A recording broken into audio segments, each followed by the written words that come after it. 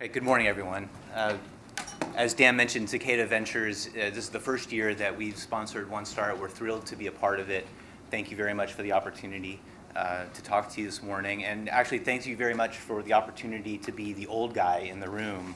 I'm realizing that I've been doing biotech venture capital since probably most of you were in university. So it's a strange feeling to start looking back on things, but I guess you pick up a few tricks, and I'll hopefully convey some of that this morning. It's also somewhat intimidating to go first on a day like this, where half of the audience here is perhaps hanging on my every word, and the other half of the audience is realizing why every other word is a mistake. So I'll try to give both a general enough overview and a detailed enough discussion to satisfy both halves of the audience, and I'll let each of you figure out which half you're in at the end. And we do have a diverse group. Also, as Dan mentioned, my own background is primarily in therapeutics development, small molecule biologics for human disease. But of course, a number of your companies are in other areas of the life sciences. One thing that you all have in common is you're starting a company. And so a word that you'll hear quite frequently is development, corporate development, business development, and what do we actually mean by that? So that's what I'll talk to you about this morning. Oh, that's not the right one. Let's just do that. So just like in life or in everything else, development is a process. It's a process of going from some starting point, having plenty of different avenues that you could go, and figuring out what the right path is to get to where you want to go. And yes, it does depend on where you start, but you can start out looking the same and end up looking very different, as you know, embryonic development tells us. So to get from where you are today with a market need and a business concept, which all companies start with, can be what feels like a fairly complex process. And I think it's important to spell out, especially for those of you who are perhaps in a therapeutics company and don't know much about medical devices, or are doing a software company and don't know much about therapeutics, to understand how these different companies end up building their business, and some of the pros and cons of each of those paths, because no one path is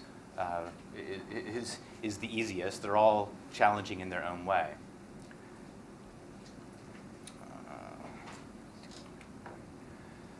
So I'll talk about 5 different categories of business, and hopefully you all fall into one of these. When we talk about therapeutics, it's biologics, small molecules for oral or parenteral administration into a patient with a disease. When we talk about medical devices, we're referring to an implantable, generally, piece of technology, some piece of hardware that is put into a person to treat a disease, but doesn't have necessarily a particular molecular mechanism of action. It's more of a physical mechanism of action. Research tools, diagnostics, and healthcare IT are now areas that surround the administration of therapeutics and medical devices to treat disease. So there's a huge need for and wide range of tools that researchers use to do their experiments. Many exist today that weren't there when I was at the bench, so I'm jealous. But that's sort of supporting the infrastructure of companies that are bringing these therapeutics to market. Diagnostics, of course, trying to diagnose a disease or identify some pathogen, really turning things into, from an analog signal into some kind of digital signal. And then healthcare IT is all of the software necessary to understand those digital signals and analyze them in some way, come up with some useful piece of information or action item, right? The approach that each of these take, it leads to different requirements, different hurdles that these kinds of companies have to face. So for a therapeutic, as you know, one has to do extensive clinical testing. And the process from first in man studies with a small molecule or a biologic to getting that product on the market after phase 3 development can be 5 to 15 years worth of work. And anywhere, hundreds to tens of thousands of patients studied with that particular drug. It's a huge endeavor. And I'll talk about why it's worthwhile doing that, but it is a huge endeavor. Medical devices used to have a more streamlined path. You could rely on a precedent device, something that had been used previously, and through a fairly streamlined clinical development process, get into human testing and on the market. Over the last few years, the regulatory hurdles have increased, and so now more clinical proof is required, but still, I think, more emphasis on prototyping and figuring out exactly the right design for the device before it ever goes into man, or iterating in early studies rather than the huge phase 2, phase 3 commitments that therapeutics tend to require. Research tools, on the other hand, don't need to be tested in people. They're not intended as a therapeutic, and so the barrier to entry to figure out what's a technology that I can apply to a research need and sell it into the academic or corporate research market is much more akin to what we think about with photo sharing apps or any other sort of retail or consumer device. You're making a product, you're generally talk about it as boxes. You're making a box, it does a certain thing, and you have to find the people who are willing to buy it. But it's a very different market segment. It's a lower barrier to entry, certainly, because of the differences in intellectual property and clinical testing, but also a very, I would say more of the focus is on the sales cycle and what does it take to actually get that product used by the researchers you've designed it for. Diagnostics, I think, tends to be more of a centralized market where there are core labs that provide diagnostic services to hospitals and physicians. And so if you're going to come up with a new diagnostic, you have to either figure out how it's going to fit into the existing market and get picked up by those larger diagnostic companies, or you have to come up with an alternative platform that allows you to avoid those companies. And whether that's an in-house CLIA-certified lab where you're doing all the testing in-house essentially, or some novel platform that can be used at point of care.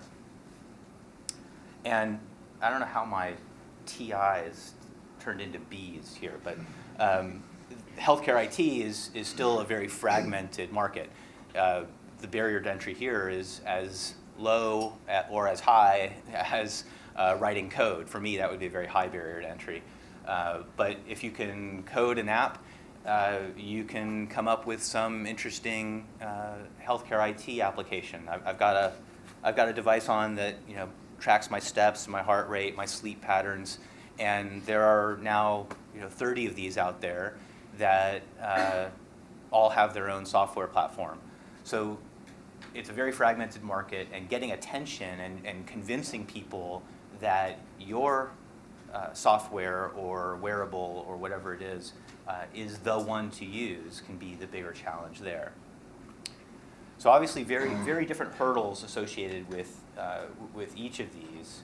And perhaps right now you're sitting there thinking, wow, I'm glad I'm not in all of those other ones, whichever area you are in. But each of them has this is interesting, so the Bs became TIs.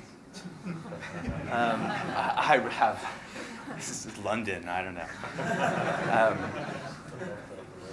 So each of these has a very different barrier to entry, as I've said, and that barrier to entry will define sort of the expectations that either larger companies or investors have of your company as to what sort of revenue we hope to see from you. Basically, it's a simple concept, right? The harder it is for someone else to compete with you, the larger the potential is for revenue generation. So when you have a therapeutic that's protected by intellectual property that's required 10 years of clinical testing to see the market, that has to demonstrate safety and efficacy in a human setting, that's a huge cost, but also a huge payoff, right? We talk about blockbuster drugs because they're blockbusters. They're billion-dollar, potentially, 100 million to multi-tens of billion-dollar market opportunities that are relatively resistant to pricing. Of course, there are price and reimbursement issues for everything, but the downstream return that one can get from a drug has high margins and a huge payoff. So it's very attractive to, certainly for pharma companies and the parent companies of the sponsors here, to be developing those drugs and looking for the next one that will be that blockbuster. Medical devices, which spend a lot of time inventing, iterating around a particular design before freezing that and going through clinical studies and getting to the market, may have a shorter development cycle, but that also means that they are going to be evaluated for more near-term revenue potential. Right? With a drug, I'm willing to wait 15 years because I think I can get a couple $2 billion of revenue out of it. With a device, if I'm only going to get a few $100 million of revenue out of it, that needs to come sooner, or else my return just isn't worth the investment going in. Research tools have to, as I said, convince the researchers in academia and in corporate settings that there is a tool that can now meet their need to conduct whatever kind of experiment they're doing. It's helpful to be the first entrant into a new tool market because you have more limited competition. But at the same time, because there's a lower barrier to entry, you get really rapid turnaround. And if you're here developing a research tool, there's probably somebody in the same room who's going to have an idea to replace your tool. So you better get out there quickly and get an uptake as widely and as rapidly as possible. I don't know what. Oh, access. That's supposed to be an A.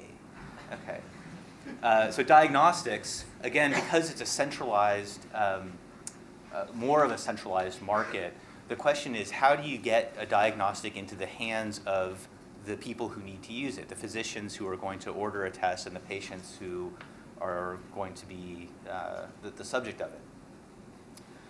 And cost is a huge factor here. Because we're looking at more of a high volume market, you'd like to see every patient with a particular questionable diagnosis get assessed with a diagnostic to figure out what's going on. Physicians and the healthcare system don't want to add a lot of cost into the system in order to figure that out. And then similarly with IT solutions, it's a lot easier to get into the market, and so it's all about demonstrating that a particular product is bringing value, not just reducing the cost, but actually bringing additional revenue potential to someone's core business. How are they going to use that software or that device, that IT device, in order to sell more of their drugs, sell more of their device, get patients on board, et cetera. And actually, within pharma now, I'm sure it's the same for GSK and J&J, et cetera, but I know within Takeda, we are a therapeutics company, right? We sell drugs. But there's a question now of how do we also take advantage of companion diagnostics to go along with drug development, or healthcare software that might drive patients to use our drug rather than someone else's in a competitive situation. So all of these do sort of interact and cross over, but when you're thinking about developing your business, you have to keep in mind how easy is it going to be for others to compete, and as a result, how quickly do we need to get to some demonstrable revenue and adoption of the product?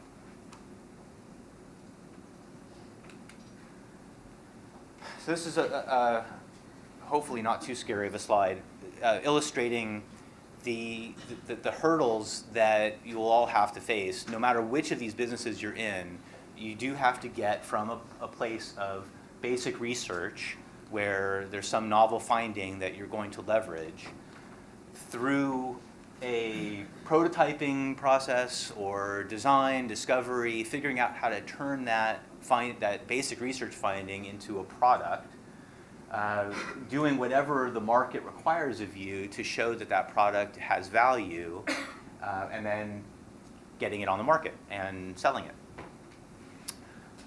And this is, I think, probably most applicable for therapeutics and medical devices. We'll spend more time on that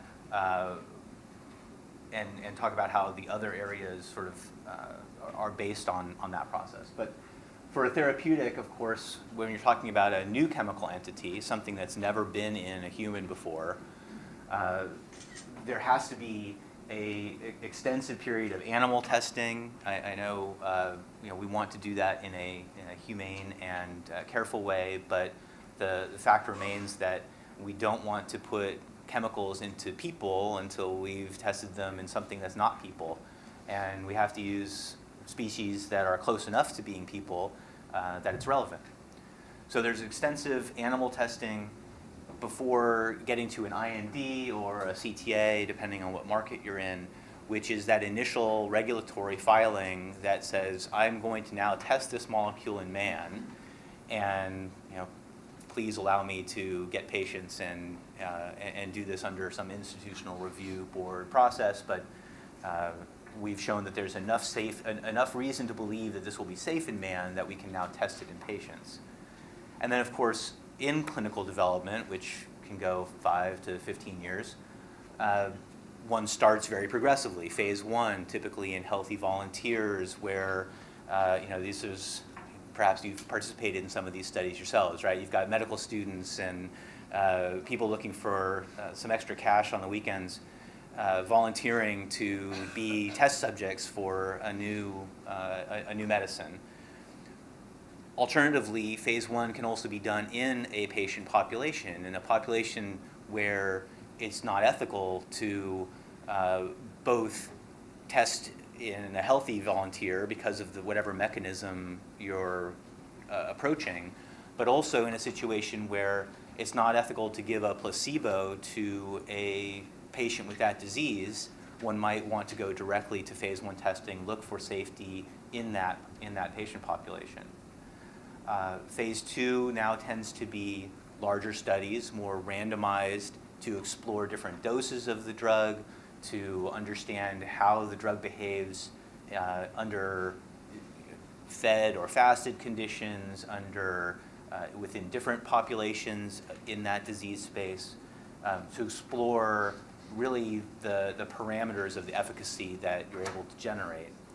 And then phase 3, the largest sort of general population studies, where for a cardiovascular drug, for example, one might need 15,000 patients in a single study. Hopefully you're not doing anything like that, because those are really expensive. In order to then file a new drug application to receive approval to actually market the drug. So that there's obviously a huge difference, right, between the expertise and the level of infrastructure and the cost associated with doing testing in rodents or in a higher species versus small studies in man that are really only looking at pharmacokinetics and safety, to larger studies that might have much more involved endpoints, might be looking at a complex array of symptoms or particular blood measures or whatever it might be, or mortality even. So as you go through this process, companies will change. The company that started with this finding and was able to do some initial preclinical testing is not the same company that will take this drug to market. Either along the way, you'll sell the product to a bigger company that has that infrastructure to do phase 3, or you'll see that the company itself will change. The people who are on board at the beginning are not necessarily the same people who are on board at the end. the chemists that you need to do optimization at this stage of a small molecule, by the time it's in phase 3, they're off working on something else. They're optimizing a different molecule. And it's similar with medical devices, although the path is, I guess, a little more streamlined. With the FDA in the United States, they're regulated as a device, which can undergo one of two different approval paths. The 510K is this historical precedent path where there's some device that's already been used, that's already been used in man, and we're making some small change to it, or we're basically doing the same thing in a better way, and so that can be a lower hurdle to test in people and hopefully get approval. Although more frequently now, devices are being required to undergo the PMA path, where really full studies on safety and efficacy are required to demonstrate that this device, whether or not it has a precedent, has a demonstrable benefit and is safe to use in people. So the pathway is similar, where you go through this initial design process. There's animal testing and optimization, an investigational device exemption, which is like the IND for devices. Instead of phase 1, 2, and 3, devices tend to talk about pilot studies versus pivotal studies, but ultimately the pivotal studies are the ones that will be required to demonstrate whatever level of data the FDA or EMEA require for that product.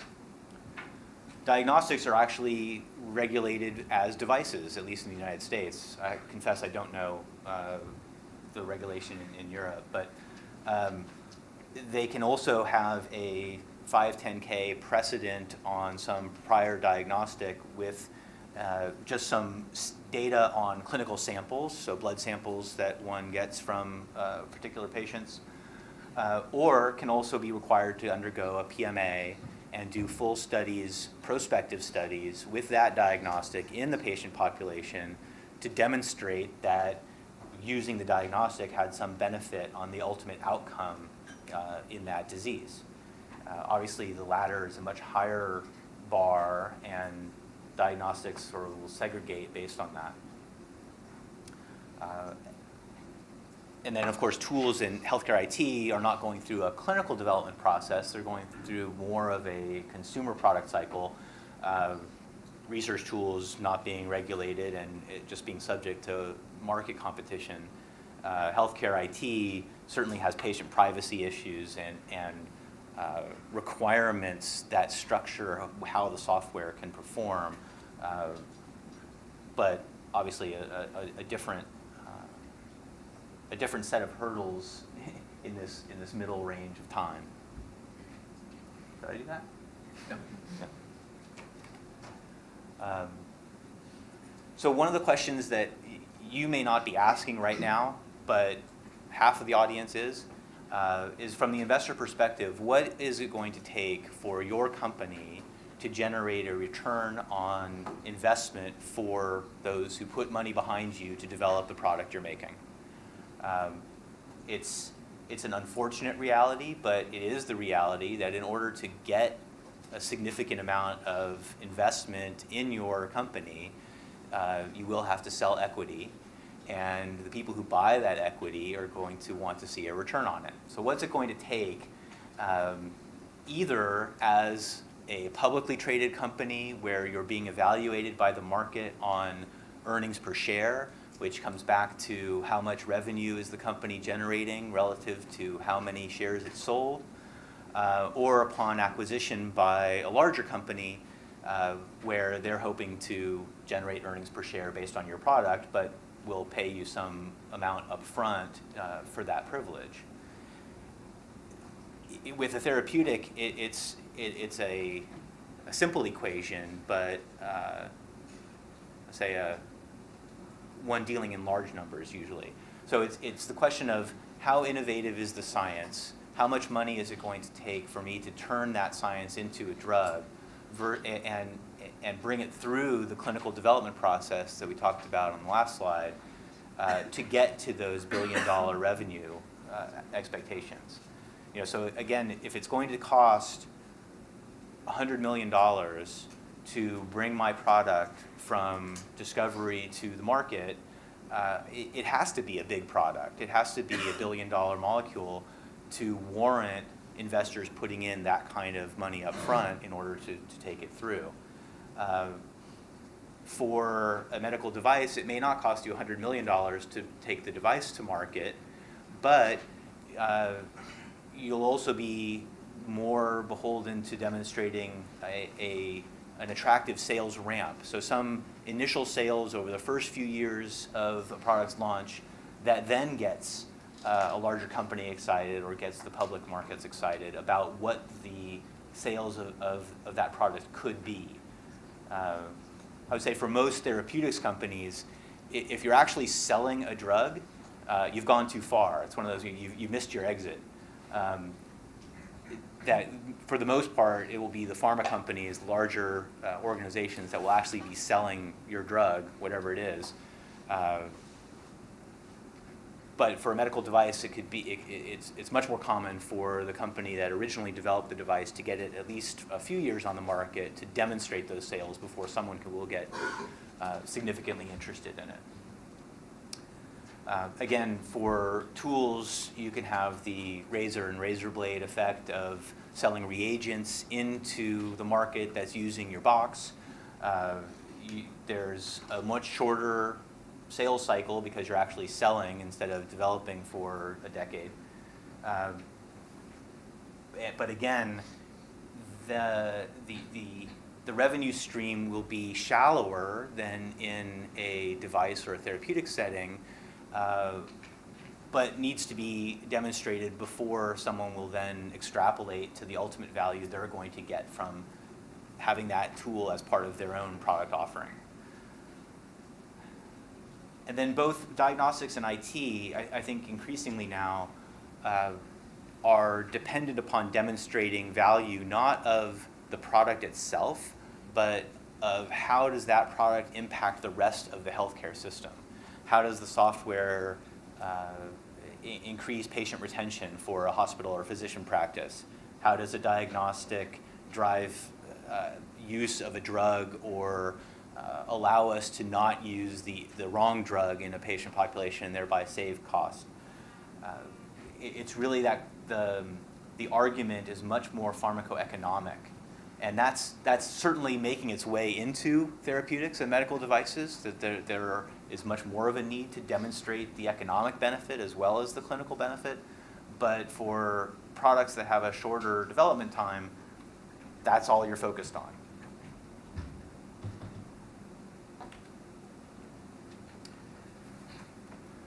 So again, it's a simple equation. The return on investment for an investor is the value at time of exit, the acquisition or the stock price in the public market, divided by the amount of capital that had to be invested in the company. It's important to recognize that you will require investment over time. And so the Series A investors who got in 10 minutes after seeing your pitch here at OneStart will have a different value and return expectation and also return on the ultimate exit than the investors 5 years from now who will come in just as you're about to get into phase 2 and didn't want to take any of the risk to get there but are now willing to support a larger, more expensive phase 2 study because you've demonstrated that it's likely to work. So even in the same company, different investors are going to have different returns on their equity. And so what people will talk about is what is their relative ROI or return on investment. There's two ways that we measure or that people tend to measure return on investment. It's either cash on cash. I gave you 10 million and you gave me 100 million back, so that's a 10x return. Or IRR, which is a percentage, essentially at what compound percentage did my money grow over the time that you had it? For a venture capitalist, and I'm now in a corporate setting, so with Takeda, it's a purely strategic investment process. We're actually not interested in making money on the investment. We're interested in finding products that Takeda will ultimately sell. But in my former life I was doing institutional VC, where it's all about the money, and it could be widgets that we're investing in, happens to be therapeutic products, which is beneficial along with making money, but it's all about the return. So in an institutional setting like that, it really is about cash on cash. The IRR is something that investment firms or funds will look at as a benchmark relative to the rate of return that you can get in the S&P 500 or in some benchmark index that they could have invested in instead. But for a venture investor, the saying goes, you can't eat IRR. You eat the cash on cash. And so what does it require to get that return? Again, it's time and money. It's time and money for a therapeutic to get to the point of being validated enough to be acquired or to get public investors interested. It's the time and money required to generate that initial couple of years of sales in a medical device company before the outside world will value it highly. And similarly for the other areas that we've talked about, it's how much is it going to cost me to demonstrate the value that's now believable and investable by someone with even more resources.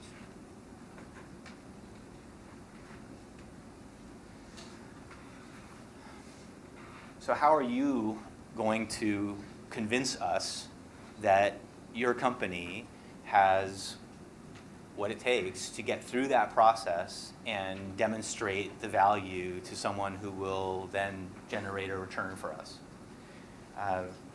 There are some pretty standard aspects to this, and hopefully OBR will make these slides available so you don't all have to copy everything down. There you go. With the spelling mistakes. Well, yes, that's see, you have to do your editing homework. So no matter what area of business you're in, no matter what product you're developing, there are certainly some standard questions that you should expect to address in a business plan or presentation. And it goes along with this development cycle, right? You've got a starting point of who are you? Why are you the right people to be doing what you're doing? What is the market opportunity that you believe you can address? Broadly defined, how many people are going to buy your product? How much money do you think you can make from that? There's the process or the path required to get to some endpoint. All of the development activities that we've talked about, whether it's clinical studies or identifying the right research center.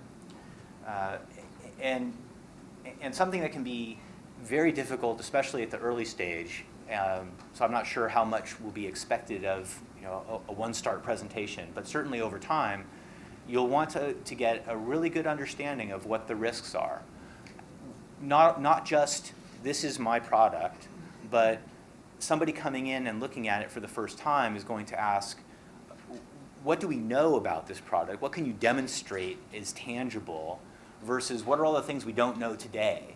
And now we may find out those questions over time. We may get answers to those questions, but if I'm looking to invest in a company on day one, I have to imagine that days 2 through infinity, something could go wrong. So what are the issues that could lead to problems down the road?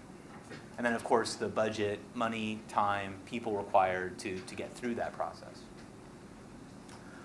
And then you're all looking to reach the goal of having a product on the market.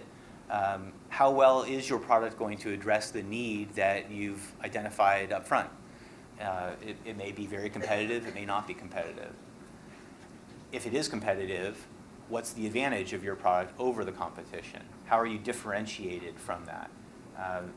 This is something actually that pharma companies have a difficult time with as well, but we get so focused on developing a new therapeutic for this great target that we've identified in a particular disease, that I think companies lose sight often of how will I show that this product is actually better than everybody else that's trying to do the same thing. And there has to be some level of comparison, even if it's just on paper, that people will be able to look at and say, yes, I would like to take that product instead of this other one. And then, of course, who is your ultimate exit coming from? Who's going to pay for this? Is it a pharma company? Is it a device company, a diagnostic company that's going to acquire you? How are we going to translate whatever you're selling into equity value?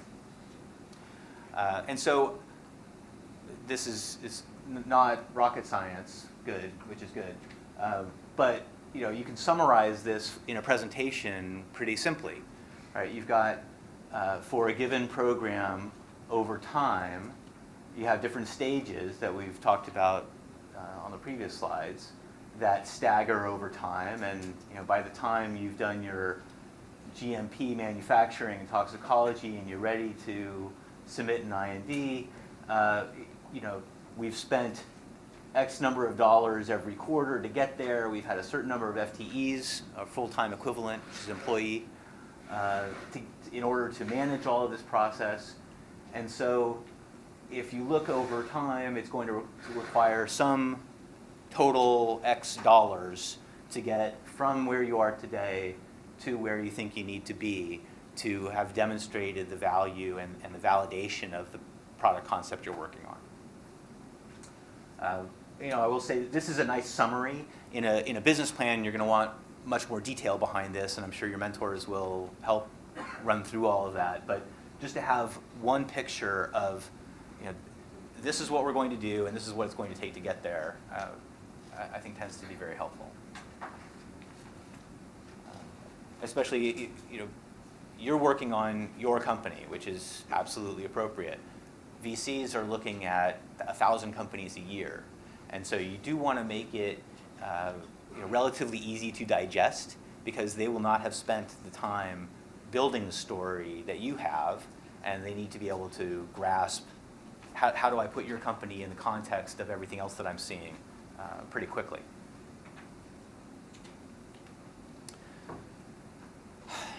So just some philosophy. Every company there's a saying that says companies in biotech successful companies in biotech succeed on something other than what they started with. Right? So whatever you're doing today, if you're going to be a successful company, it's probably not what's going to drive the success. So at least from past experience, that there are curves in the road, there are going to be obstacles, there are all kinds of things that can get in the way of demonstrating the value you believe you have. It may take more money, you may have a hard time getting the right people, somebody's going to sue you, an experiment didn't work. All of these things can be problems. And the challenge is not to necessarily avoid these, because no company can avoid all of these issues. The question is, if you only have limited visibility, it's much more difficult to handle the curves, right? So we want to get as much visibility down the road as possible to anticipate these issues, to be working on them ahead of time, and to be better able to deal with whichever way the curve goes when you finally get there. So in the automotive industry, they've got cars now that where the headlights follow the road, which is great if you're driving a car. What you need in a company is the same sort of thing, where you need someone to be able to shine a light on the curves before you get there, so that you're more aware of them and able to deal with them. And hopefully that's where your mentors and your advisors and your investors will come in, because they've been down the road, they've seen that movie before, and hopefully should know where the curves are and when they're likely to come. So that's the next one. So I'm happy to take questions later. I'll be here today and tomorrow, certainly. if there's anything that wasn't clear in what I presented, ask your mentors, because I'm sure they understood it in much greater detail.